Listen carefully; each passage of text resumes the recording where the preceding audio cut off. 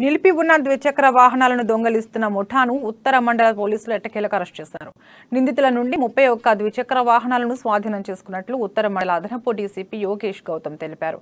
ముషీరాబాద్ బోల్కర్పూర్ ప్రాంతానికి చెందిన అవైస్ అలీ అనే వ్యక్తి ఇద్దరు మైనర్లతో కలిసి ముఠాగా ఏర్పడి ఇళ్లు బహిరంగ ప్రదేశాలలో నిలిపి ఉన్న ద్విచక్ర వాహనాలను లక్ష్యంగా చేసుకుని నకిలీ తాళాలతో వాహనాలను అపహరిస్తున్నట్లు పోలీసులు వెల్లడించారు.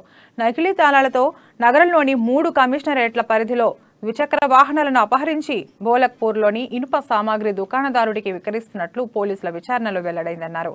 ఈస్ట్ మారేడుపల్లికి చెందిన బలరామ అనే వ్యక్తి ద్విచక్ర వాహనాన్ని అపహరించగా తుకారాం గేట్ పోలీసులు కేసు నమోదు చేసుకున్నట్లు పేర్కొన్నారు.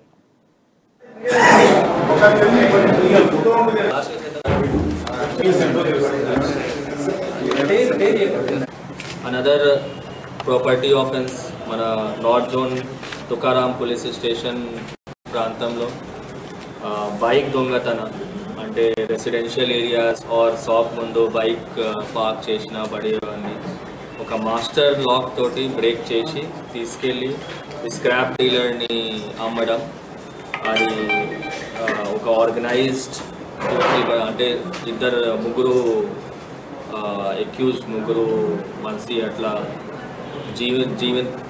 జీవితోపార్జన అట్లా వాళ్ళు అన్ని డబ్బులు సంపాదిస్తారు. So Tukaram police station SHO as well as DI crime team వాళ్ళు